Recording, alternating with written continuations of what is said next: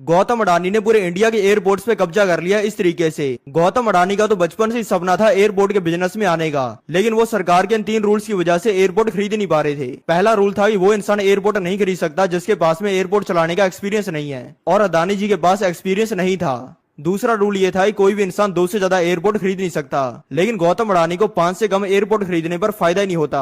और तीसरा रूल ये था कि किसी भी इंसान ने अगर एयरपोर्ट खरीद भी लिया तो उसे सिर्फ वो एयरपोर्ट 30 साल के लिए ही मिलेगा। लेकिन फिर साल 2019 में सरकार ने रूल चेंज कर दिए और नए रूल लाए, जिसमें था कि बिना एक्सपीरियंस वाला इंसान भी एयरपोर्ट खरीद सकता है, वो 2 से ज्यादा एयरपोर्ट खरीद सकता है, और उस इंसान को एयरपोर्ट मिलेगी 99 ईयर्स की लीज पे। और फिर 2019 की फरवरी में सरकार ने 6 एयरपोर्ट्स की बोली लगाई और कहा कि इन 6 एयरपोर्ट्स को हम ऑपरेट नहीं कर पा रहे हैं और हमें कोई प्राइवेट कंपनी चाहिए इन्हें ऑपरेट करने के लिए। और फिर पूरे इंडिया से 57 कंपनियां आगे आई बोली लगाने के लिए, जिसमें गौतम अडानी की भी कंपनी थी। और फिर उन्होंने सभी कंपनियों से बड़ी बोली लगाकर 6 के 6 एयरपोर्ट्स को खरीद लिया।